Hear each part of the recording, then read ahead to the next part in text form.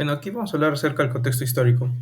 Empezamos hablando acerca de la segunda mitad del siglo XIX, ¿no? Donde Europa estaba atravesando un momento de cambio importante en su historia, ¿no? Ya que en ese momento, aparte de que hubo la revolución industrial, que es un cambio bastante importante en el avance científico de las personas, también hubieron diferentes epidemias provocadas también por este avance industrial, ¿no? Por la revolución industrial.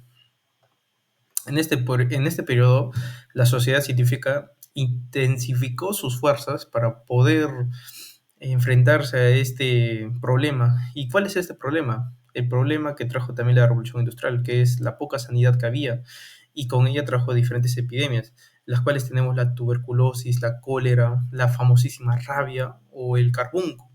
Y estas terminaban afectando a toda la sociedad, ¿no? Y en los mismos lugares en los que se trabajaba terminaban intensificándose la fertilidad de estas enfermedades.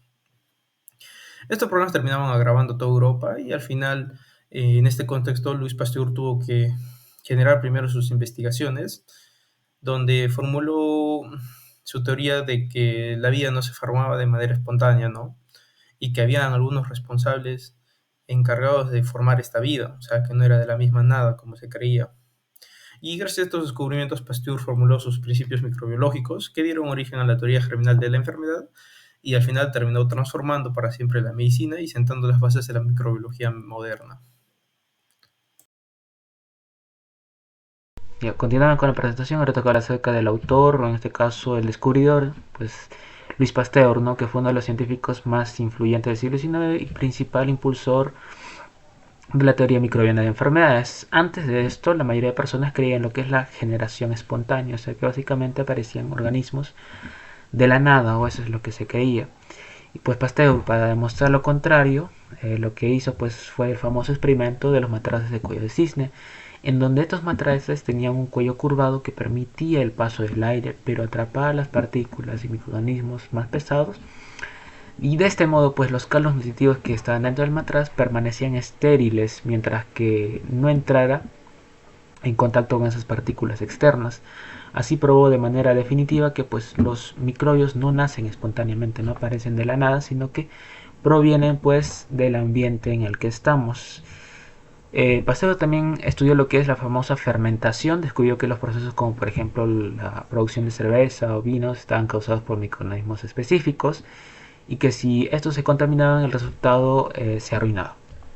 Y pues más tarde extendió sus hallazgos al campo de la salud, identificó a los microbios responsables, esto es lo más importante, por ejemplo identificó a lo que son el anthrax en ovejas y vacas y el cólera aviar en pollos. Con esto pues estableció una relación directa entre los microorganismos y la enfermedad.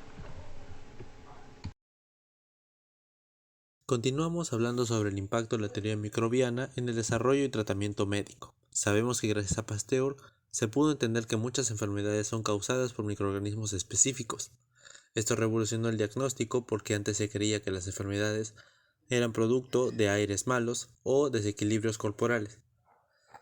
Con la teoría microbiana, los médicos pudieron identificar patógenos concretos, como bacterias y hongos, mediante microscopía y cultivos puros. Esto permitió asociar cada microorganismo con la enfermedad que causaba, haciendo los diagnósticos mucho más precisos. En cuanto al tratamiento, el impacto también fue enorme. Por un lado, permitió el desarrollo de vacunas como el de la rabia y anthrax, utilizando microbios debilitados o muertos para generar inmunidad. Por otro lado, se establecieron medidas de asepsia y antisepsia en cirugía, lo que redujo drásticamente las infecciones postoperatorias.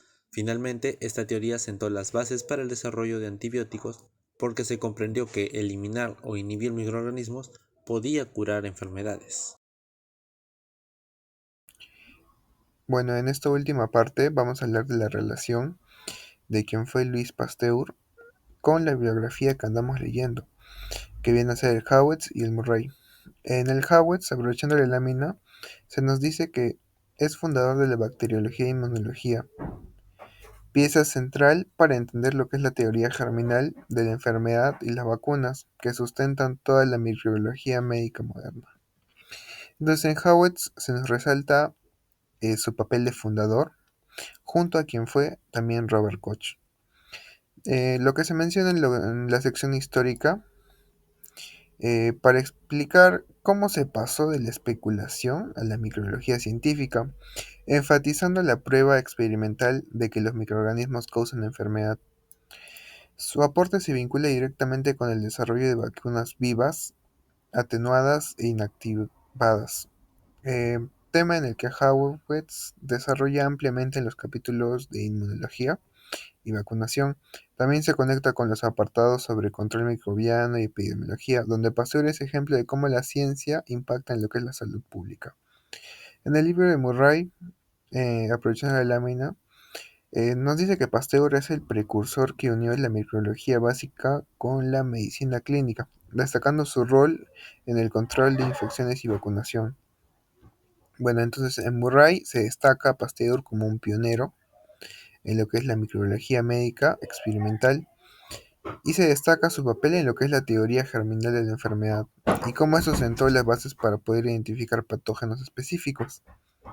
En las primeras en los primeros capítulos se usa a Pasteur como ejemplo para explicar la transición de microbiología básica a la clínica, vinculando su trabajo con la prevención y control de enfermedades infecciosas y se la relaciona mucho con lo que es la esterilización, la antisepsia y la vacuna.